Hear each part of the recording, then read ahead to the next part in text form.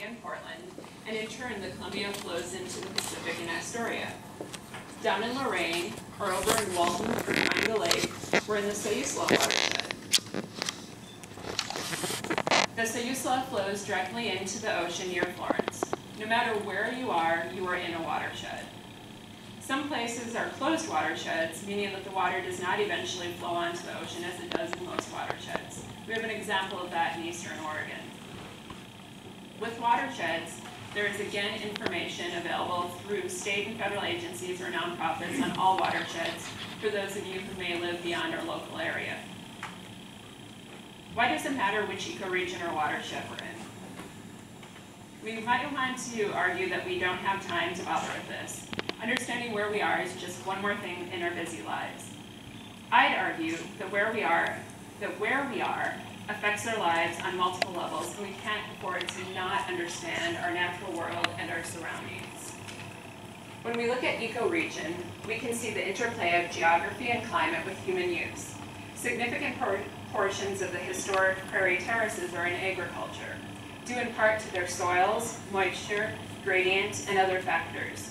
Considerable portions of the Coast Range are managed primarily for timber, with the mild climate and extensive rainfall, among other things, helping to grow fig trees quickly. On a personal level, we may need to know more about our property in order to make a living or to otherwise feed our family, such as by farming, managing timber stands, or gardening. What are our soil types? What native predators or herbivores may consume or affect my crops or livestock? Which native plants flourish here, and what does that tell me about what will likely succeed for me? Would you plant a desert-loving Joshua tree here? Or perhaps to use a more realistic example, if you have a stand of western red cedar, Douglas spirea, and Pacific 9 bark on your property, are you likely to succeed if you clear that land and replace those particular wetland natives with Doug fir, which prefers well-drained soils? Listening to the land this way and learning what the land is telling us can help us in many practical endeavors. We need to know where the water flows. What's upstream and downstream of you? We worry about pollutants, but what about what might be missing? Historically, returning salmon and lamprey brought marine-derived nutrients upriver, contributing to the rich soils which first grew the large trees for which we are famous. Due to dams and other types of barriers to migration, habitat loss, and other factors, we do not see these fish and nutrients nearly as much now. Do we know how streams looked and functioned here historically before they were altered? Do we understand how that historic stream type is different from today's altered stream condition? And what that means for habitat, flooding, groundwater recharge, and erosion? If I'm frustrated that I keep losing creek bank on the stream that runs in a straight line across my property, it might behoove me to learn about the historic shape and location of that creek. We may want to say, or we may hear, oh, it always looked like this. In reality, we are likely to learn that before it was altered over the past 100 years, the stream meandered across the wider area.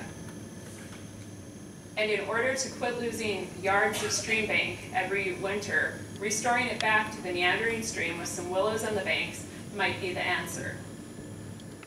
And now safety. We need to know about where we are to understand potential threats associated with those locations. Are we buying a house on a floodplain? Or in a bend of a river that might eventually be cut off? Or on the toe of a historic landslide? Do we live, work, or camp in a tsunami inundation zone? Is our house on a fault? What precautions or preparations should we undertake for where we live, work, or recreate? And for us as women, knowing and preparing for these potential natural threats empowers us, enabling us not to have to be dependent on someone else for our safety or for our rescue. Now moving beyond ourselves to the policy level. Do we understand what we are voting for or against?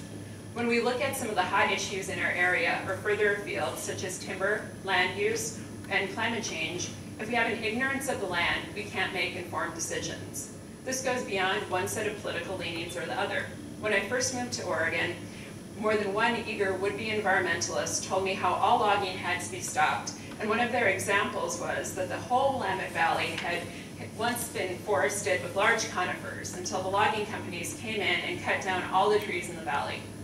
Looking around, this could be a compelling argument, until you understand that the valley wasn't carpeted with large conifers, but was instead a mix of prairie, wetland, oak savanna, and more. Likewise, I've been told by a few folks with a different take on that issue that managed monoculture timber stands exactly mimic the historic vegetation. This does not reflect the historic data about the diversity of species.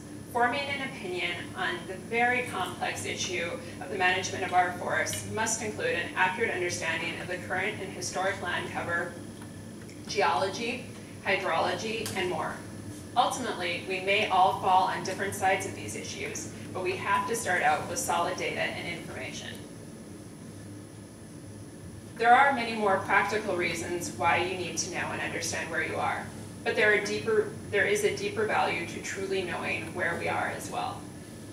There is a joy to understanding where you spend your time. How many of us rejoice considering spring to be on its way when we first smell the skunk cabbage in bloom? Then we start seeing the ossoberry or Ommelaria flowering. Or we know in the fall to look forward to fishing for Chinook or coho.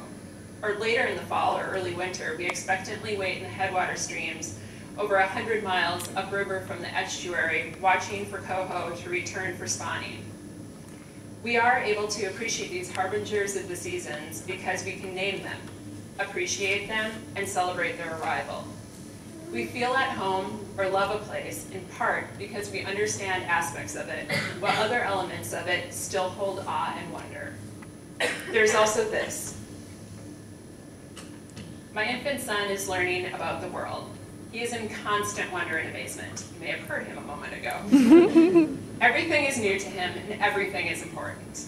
The play of light on leaves moving in the breeze is a source of entertainment. The lichen on a fallen dead fir branch must be touched and puzzled over, and blades of grass head straight to his mouth for taste testing.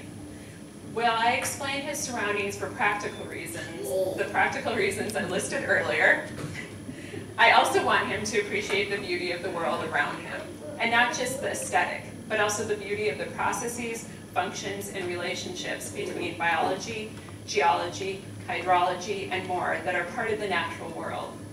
Knowing the plants, streams, animals, landforms, and weather where he lives and spends time will provide him with context